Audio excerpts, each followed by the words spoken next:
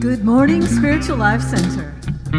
Welcome to the SLC Sunday Experience. We are so glad you're here. We know you're in the right place at the right time, and your soul is welcome here.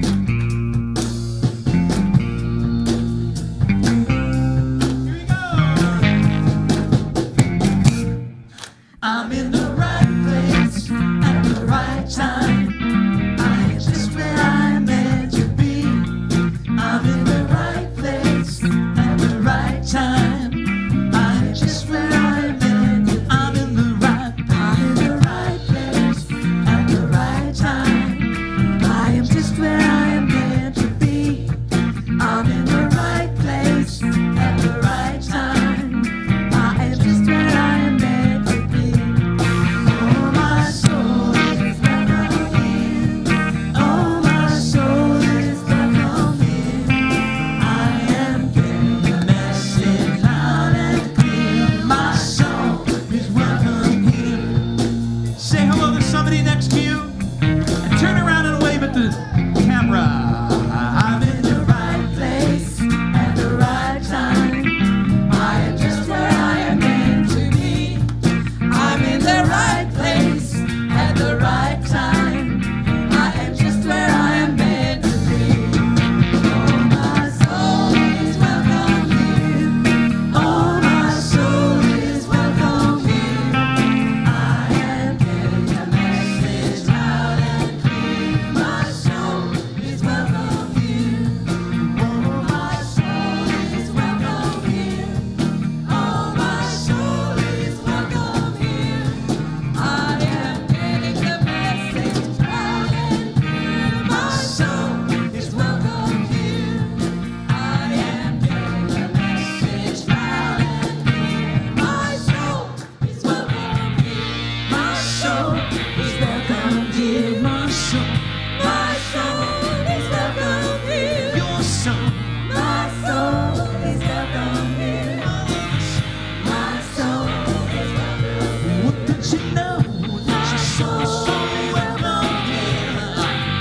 My soul is welcome here. Our soul's your soul is welcome here. My soul is welcome. I am getting a message loud and clear. My soul is welcome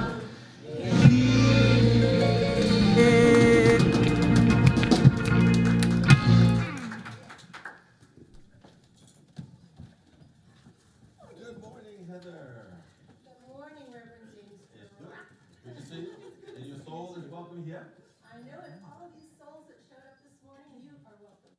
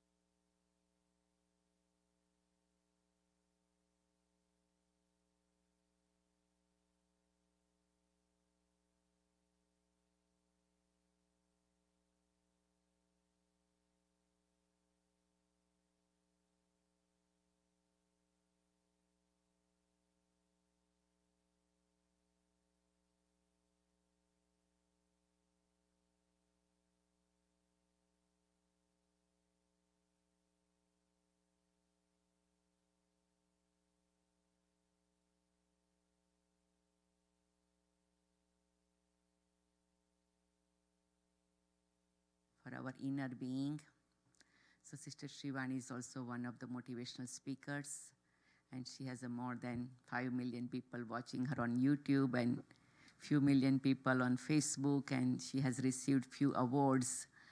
But main thing is she's trying to live her life with keeping attention on her thoughts. When you think positive in any given situation, that's the solution of everything.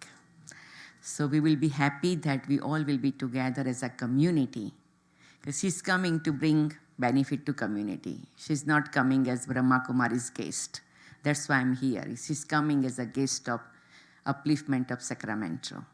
We are just telling that if few more people will learn not to have anger, or few more people will have more positivity, we will have better environment around us. So this is just, she's coming for all of us. And we are Sacramento as a family, interfaith family. And thank you so much. Thank you. You're Reverend quite Fred. welcome. And tell them where it's going to be taking place. Yes, it is Scottish Rite Temple on 6151 8th Street. And one session in the morning, 11 to 1. One in the evening, 6 to 9. And evening, we will have some special celebration also. I will invite you all, because we are trying to get together people of almost more than 800 people in both the session. We are going everywhere to invite, because one of the things we want to do as a family of Sacramento, community of Sacramento, sit together and meditate. We will not have many opportunities to sit together with 800, 900 people and meditate, okay? And I will invite you for both the sessions. We are not able to provide food, but we will provide some fruits and some nuts and some water. Well, thank you very much, Sister Hansa. June the 4th. June the 4th. June 4th, Monday. Thank you so much for your time. Thank you, everyone. Thanks, sister. That should be wonderful.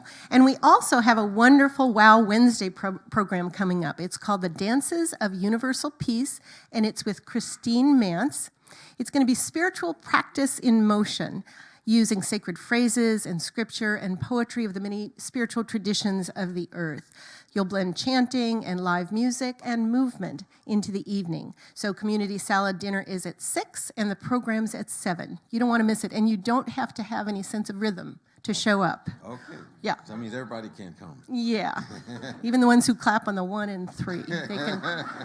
You can come.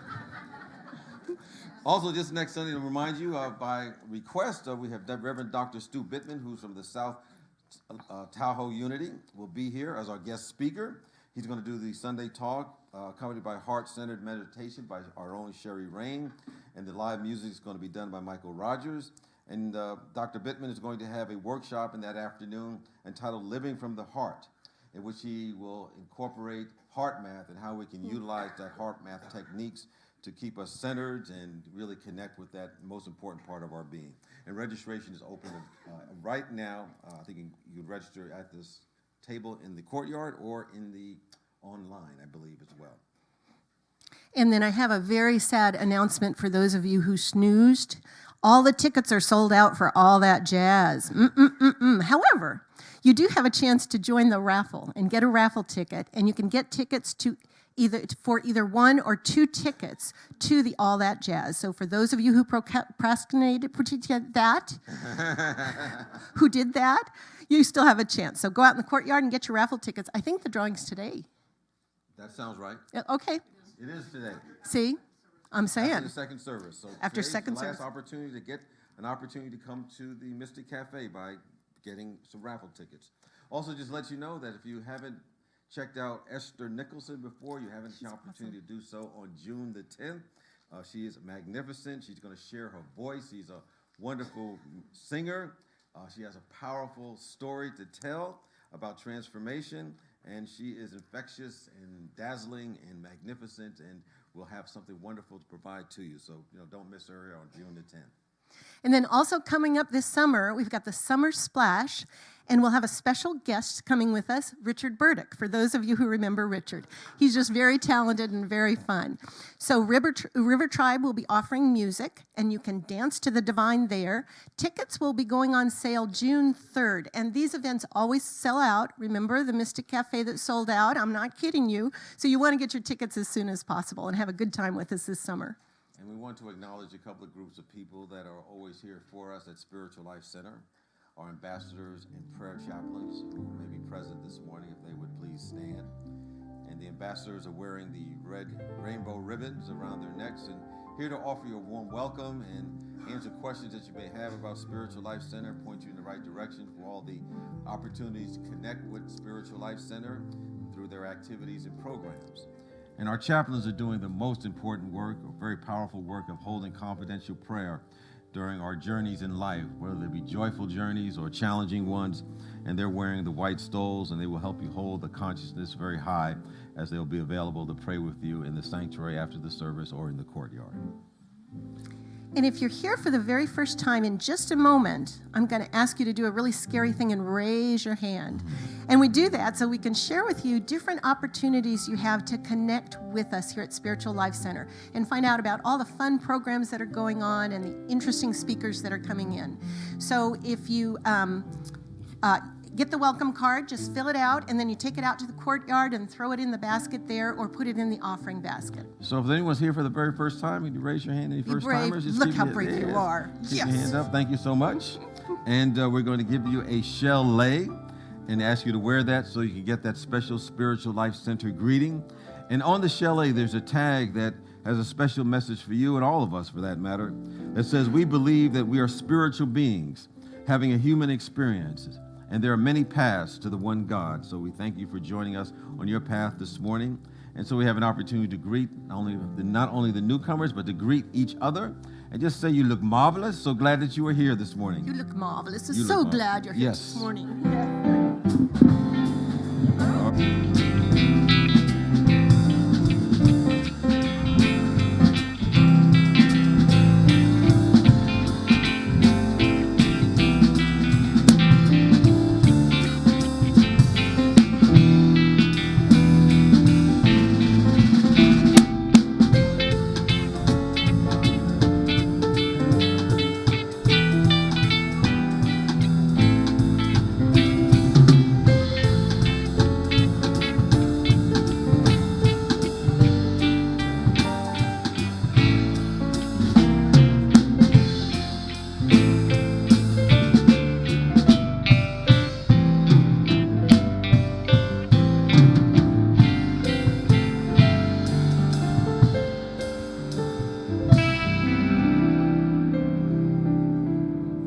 Please stay standing, and we're going to sing our group song, "For the Beauty of the Earth."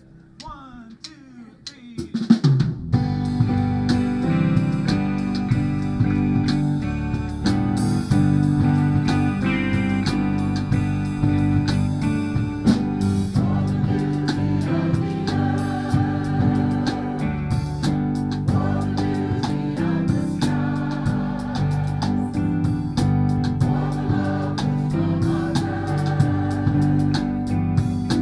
Over and around the sky.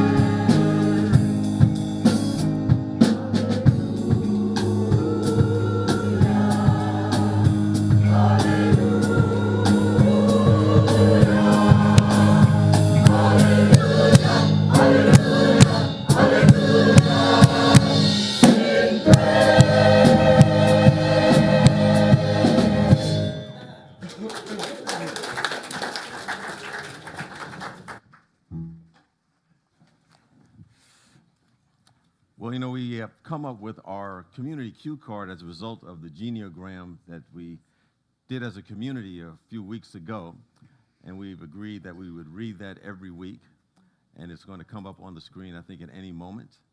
And as you know, what we do when we read this, as I look at it, what we're really doing is giving space for the lesser part of us so that we can provide the opening for the greater part of us to come through.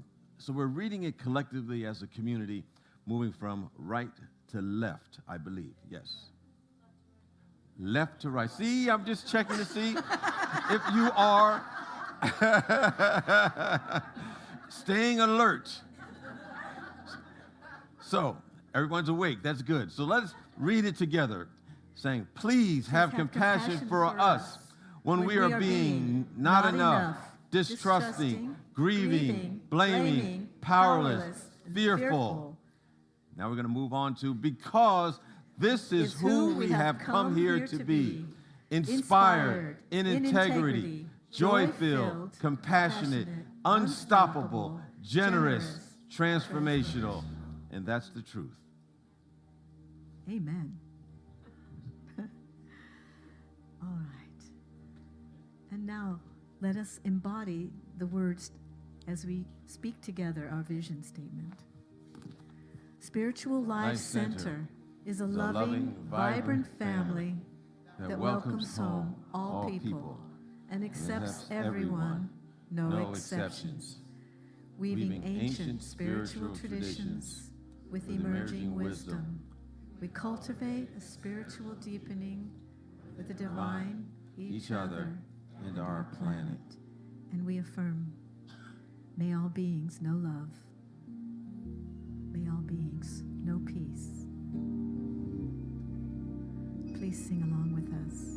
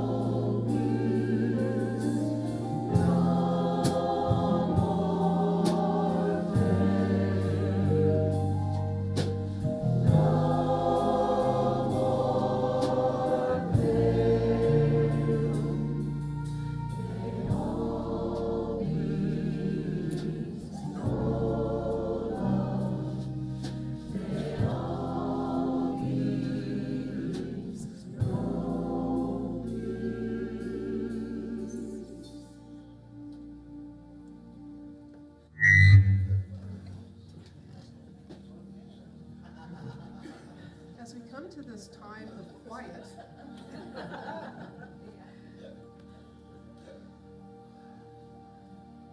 as we come to this time of quiet, breathe naturally. Simply be aware of how you relax with each breath. Take a deep breath and let it go.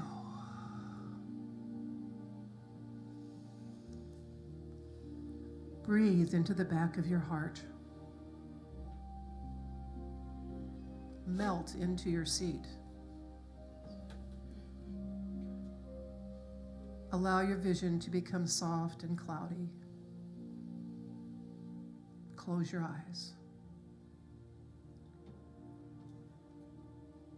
And allow yourself to float up into a light daydream. Below you is a beautiful medicine wheel.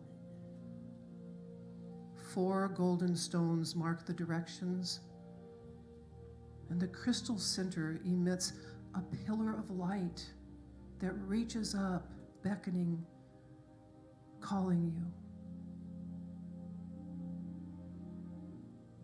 You float over and gently, slowly drift down through the pillar of light.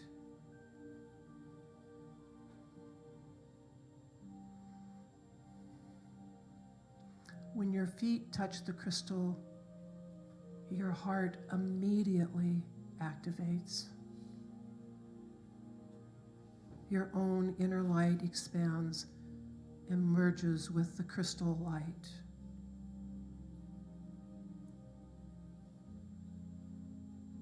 You are one in love and peace. Light pours from your heart center.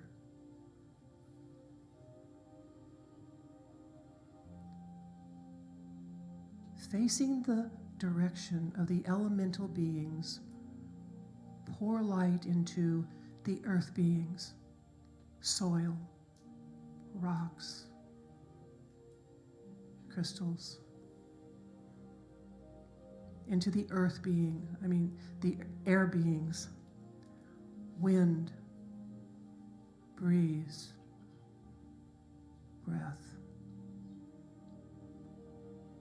The water beings, streams, rivers, oceans, rain. Fire beings, small sparks, large flames, electricity. Bless them all with love and peace.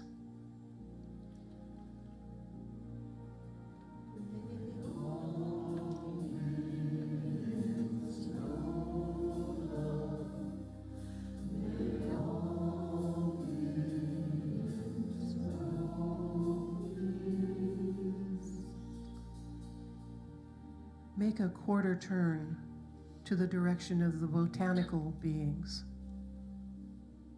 Pour your light into trees, flowers, grass, all the things that grow out of the earth elements. Bless them with love and peace.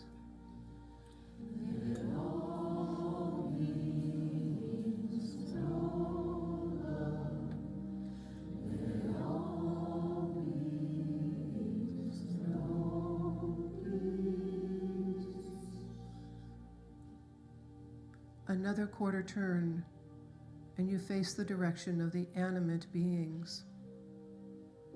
Pour light into all of the crawling, walking, flying, swimming beings. Bless them all with love and peace.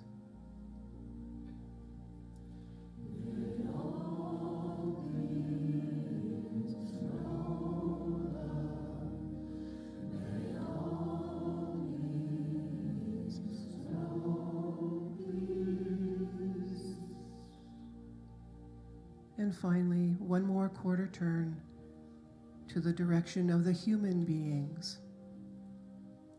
Pour light into all people, all colors, all creeds, all concerns.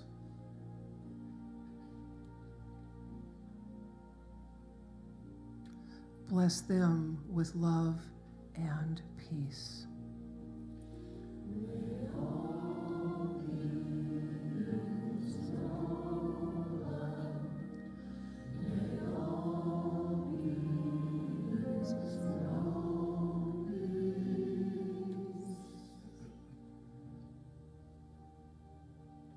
Slowly now make one full turn around the circle, stopping briefly at each direction. and seal your blessing to each direction with love and gratitude.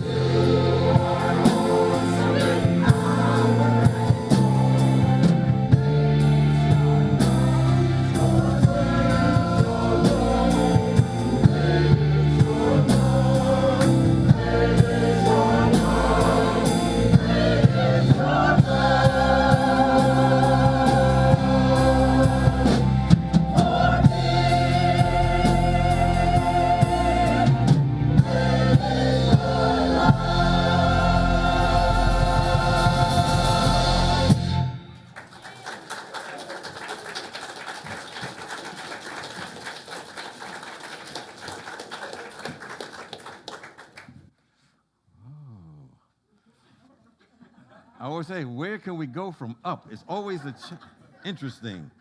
Thank you so much, choir and Jean, for your work. And it just feels good. Almost feels good like I know I should when I hear songs like that.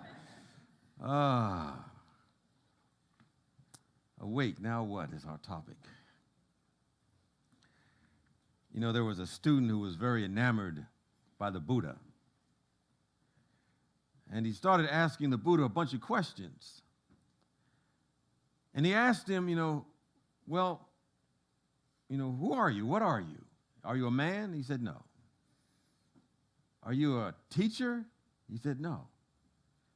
Are you a healer? He said, no. Are you some sort of low-level god? He said, no. And he was perplexed. And he finally asked, well, who are you? And the Buddha responded, I am awake. I'm awake. And I've always interpreted that to mean that he had full dimensional awareness of what life was about. And I looked at other avatars and people in history and in different religions and the Hebrew Bible that talked about Isaiah, who talked about his vision of God. Or a time that Moses described the burning bush. Or Arjuna was lifted by Krishna and saw beyond time, saw beyond space, and realized that there was no death. They were seeing things from a very awakened awareness. Because I think most of the times in our life, or maybe from my own experience, we see things from a very narrow perspective. And we begin to live our life from that narrow perspective. But the Buddha and those others that I mentioned were seeing from an awakened awareness. I had read and heard about a number of these experiences, when I was in college, just interested in religion and things like that. I had gotten an idea of these experiences, maybe even sought to artificially induce them, if you know what I mean.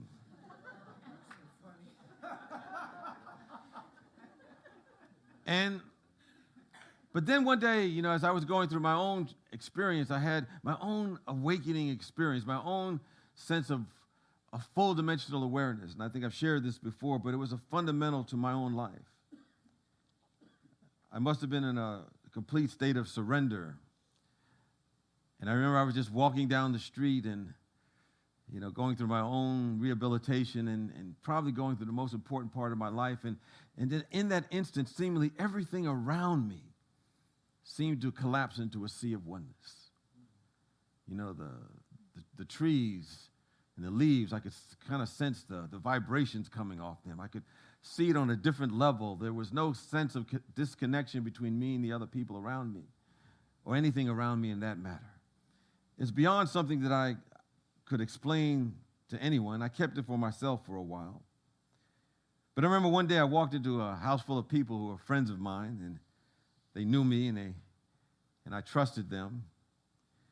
And I began to share with them, what I had experienced, the nature of reality, the nature of the universe. And I was saying all kinds of stuff that they must have thought it was crazy. I was saying how the universe could bend against itself, and it didn't have the final word, what we saw, and nothing was linear at all, and everything was alive and vibrating at different levels, and they were looking at me like, because I was going on and on and on. Sometimes when you discover something new, you're just like an evangelist for it. You want everybody to get it, and I was going through that. And I was saying to them in so many words that guess what happened to me? I met God. And of course, they thought I was crazy, and everybody was saying, well, it's time for us to go. And I remember asking a very close friend of mine when I was going through this, I said, well, as I was saying this, what did you think of me? And as I was going through all of this, they said, well, we know you so well that we knew you were sincere. We just thought you had temporarily lost your mind. But my awareness had expanded. I had gotten a glimpse of what it means to have that full awakening that's beyond what we normally see in our three-dimensional world. But as I asked in the title of this talk, you get a glimpse of that and ask, awake, well, now what? There's a Zen saying that says that, before enlightenment, chop wood, carry water. After enlightenment, chop wood, carry water. The world stays the same.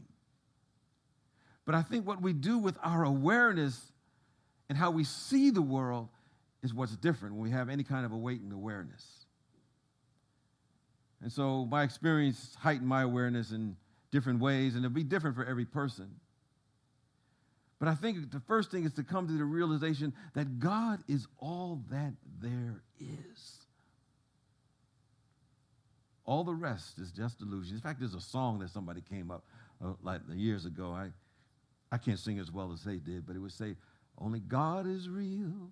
All the rest is just illusion. Only God. Anyway, that's what I remember. But I thought about that because there was a spiritual teacher named Neville. And he was telling a very powerful story about one of his students. And this story has been told over and over again and corroborated many times. And he said that his student was in New York at the time, and he stepped into an elevator where he thought was an elevator, but the only thing that was there was the shaft, and he wasn't looking where he was going. And before he knew it, he was tumbling down many flights of stairs.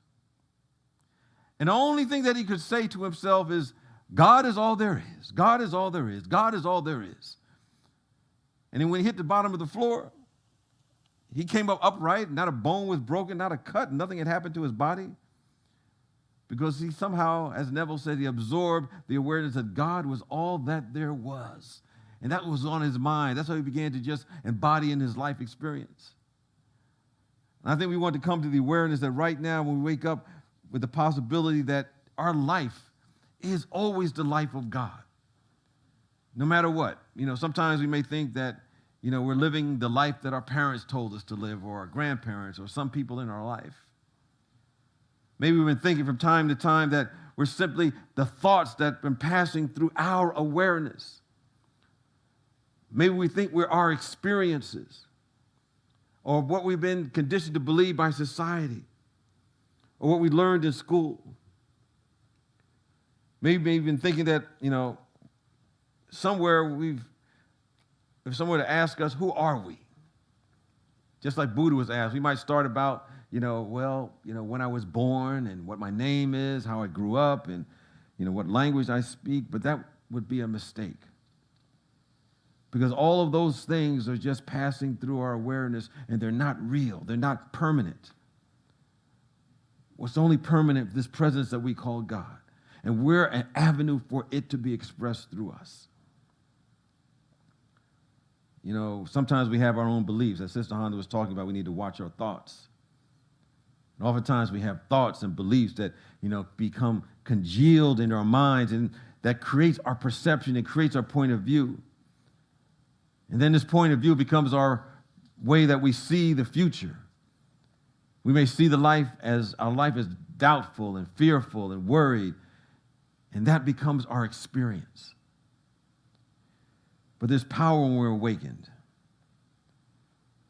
When we are awakened, we realize that we have the ability to name things, to create our own experiences. In the book of Genesis, it says that we have the ability to name things in so many words.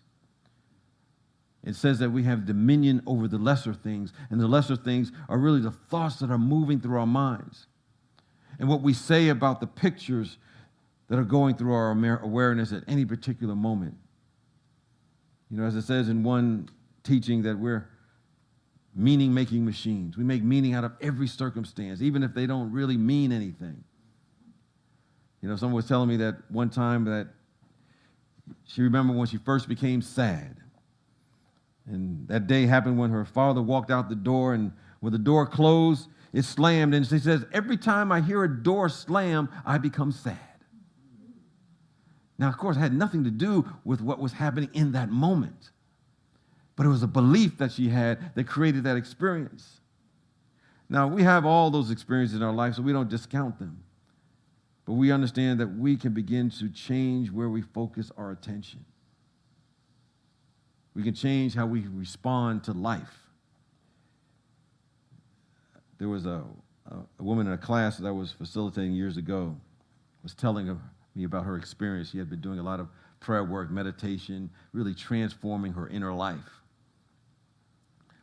And it was around the holidays, I think it was Christmas time, and she was driving, and next thing you know, she saw a police officer behind her with lights came on, pulling her over.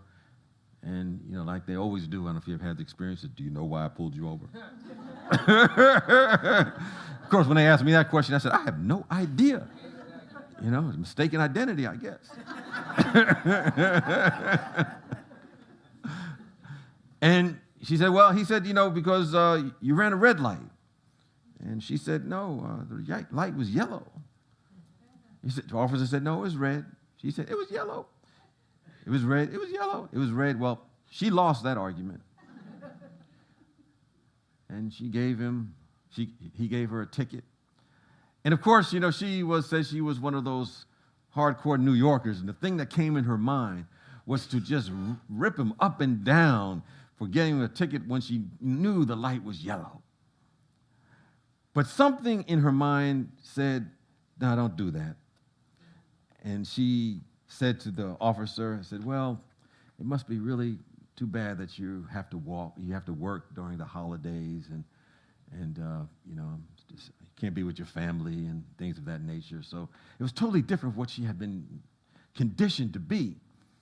And the officer said, well, no, it's okay, it's just my job, you know, it's okay. And she went on her merry way. And then the next day, there was a knock on her door. Knocked on the door, opened it up. It was the police officer.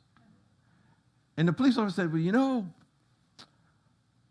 I was thinking about that ticket I gave you yesterday, and I realized that maybe from your vantage point, the light was yellow. So I'm going to tear up this ticket. Now, that in and of itself is a miracle. Nothing like that ever happens in the real world, in my understanding, my world. But as she looked back, she said the real miracle was that during her interaction with him, that her surface mind wanted to say something nasty to him, but her heart spoke.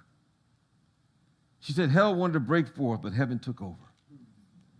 And without thinking, something happened within her. And she said that all of that happened because she was speaking from a more awakened awareness. She said, all of the prayer work I was doing in my class, all the meditation work I was doing, simply overrode her tendency to react as she had done in the past. And she said, that was the miracle. So when we ask, awake, now what? We realize that we can always respond rather than react from the limited viewpoint that we have been seeing life. You know, we've been made in the image and likeness not of God. And that tells us that we have the ability to think independent of circumstances, independent of our history. We have the ability to move from lack to contemplate prosperity no matter what the experiences that we may have right now. You know, our body temple may be racked with some sort of disease or diagnosis of some sort of disease, but right now we have the power to think about health and healing and wholeness.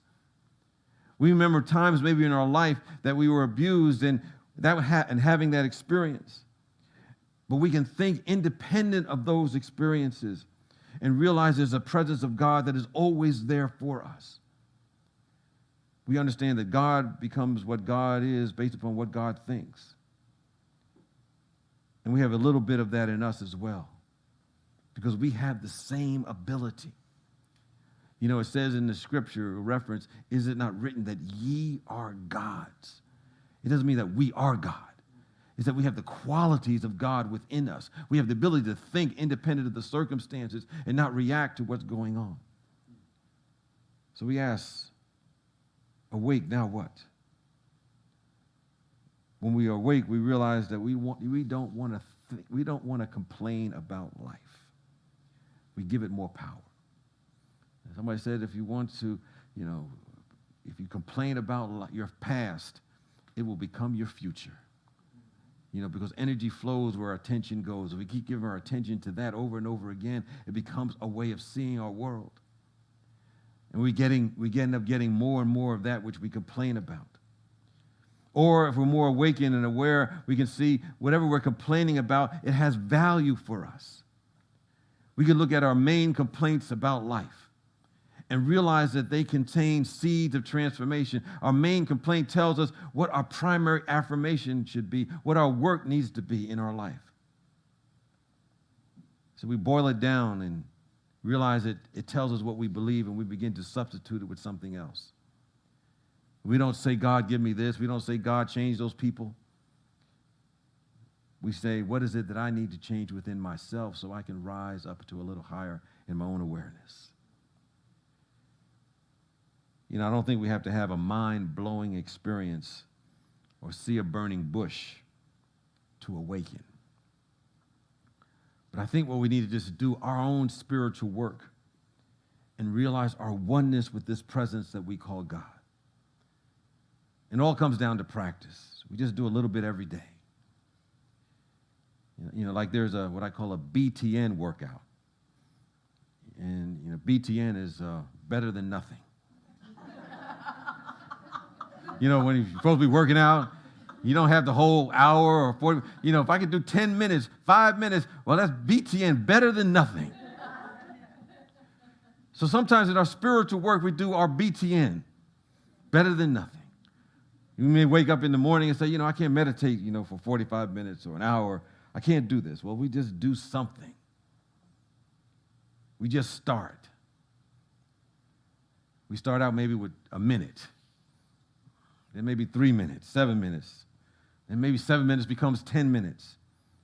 And then when we walk out our house or our apartment with an expanded awareness, more awake than we were before we meditated. And then seeming miracles begin to happen. We have an expanded awareness and we realize that we're in rush hour traffic, but we're still relaxed. Woo. You know, we walk into the office, all kinds of craziness going on, but, you know, we're not getting caught up in it. Woo. We have a different awareness. We get some bad news that would normally knock us off our feet and realize that there's always a solution to whatever comes to us. Woo, we have an expanded awareness because there's always a solution. There's always an answer if we open up our awareness to be receptive to receiving it. So we start out with better than nothing. And then after a while, it becomes better than everything. Better than everything. I think the more awake we become, we realize that every moment, every day can become new. I think when God created the world, this divine something we call spirit, it named it good. It's always new. We can always begin again. So we don't prejudge our world when we start our day. When we awake, we ask, are we preparing ourselves to go into the world? How are we showing up? Are we expecting a negative boss, negative circumstances? We think about it. We ask, what are we preparing for? Because what we're preparing for in our awareness is what we will meet. If we're preparing for a rainy day, we'll run into one. If we're preparing for an emergency, we'll run into one. If we're worried about this and that, we'll run into this and that. Sometimes it's simple, but not necessarily harder to practice. But we can choose the world that we want to live in and do it consciously. But we have to be awake. We must prepare ourselves to meet the presence of God. So we work on a daily basis, not merely to safeguard ourselves, not to protect ourselves from negative things from happening. We prepare ourselves to meet the presence of God. And we tell ourselves, this is an illusion because, you know, it's a trick because God is not anywhere but where we are. But if we're going to meet God, what kind of inner space must I be in? You know, Ralph Waldo Emerson said that you meet no gods because you harbor no gods. We don't harbor it in our own awareness. And I think our role in being awake is to prepare on a moment-by-moment basis to meet the presence of God everywhere that we go and every person that we see. The postman, the grocery clerk, the people at work, our associates. We're meeting the presence of God. If we see it from that awareness, that is what we will see. And if we're preparing to meet God, if we're choosing to live in the world we wish to live in, we realize that every moment is a new possibility. We don't prejudge the future. And then we'll notice the spectrum of seeing begins to widen. And just like the Buddha said, I am too awake. And we'll notice that when we're awake, we see that people are friendlier. We notice that things are going our way more often than not. The world opens up to things we didn't notice before because we're seeing with full spectrum awareness. But we realize they were there all the time. But we can only see it based upon the content of our own thoughts, our content of our own awareness. Because as someone said, we don't see things as they are, we see things as we are. And if we want to see things differently, we need to transform something within us. So we set our intention to see ourselves from our true self, our original self, as expressions of the presence of God. And as we see from that vantage point, we see clearly. We see the truth.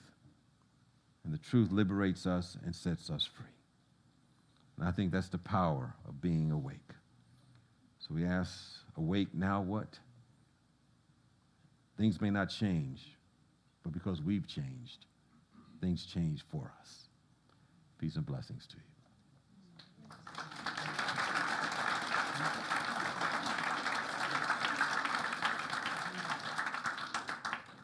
And as we prepare for our musicality, let us prepare for our gifts and love offering. Remembering that we are in the flow of a principle that is never altered in any way, shape, or form. That whatever we give out comes back to us, and we give to support this community, to support those outside this community, and to make a difference in our world. So with that awareness, let us say our offertory blessing. Divine love, as me, blesses and multiplies all that I am, all that I have, and all that I circulate. Thank you, God.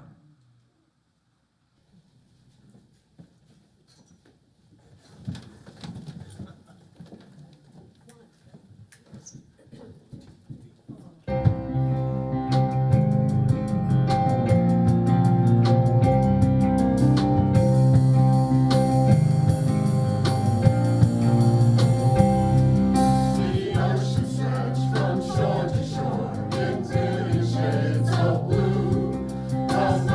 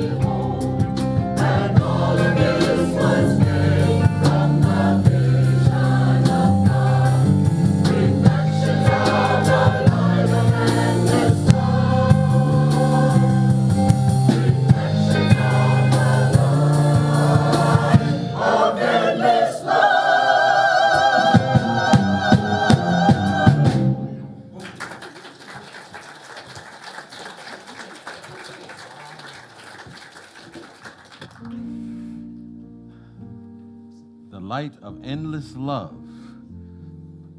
And we bless the tithes and offerings, knowing they represent the love that comes from each and every one of us, knowing that money and substance is nothing more than a shadow of love itself.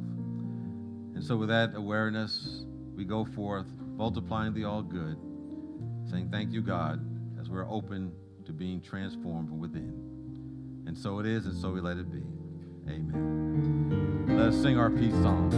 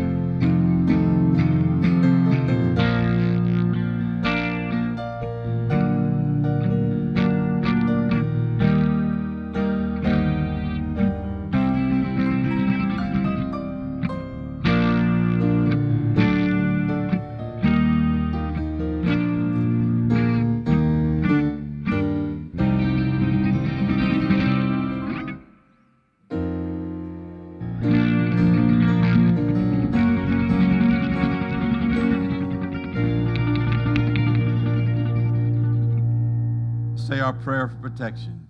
The light of God surrounds us. I am the light of God. The love of God enfolds us. I am the love of God. The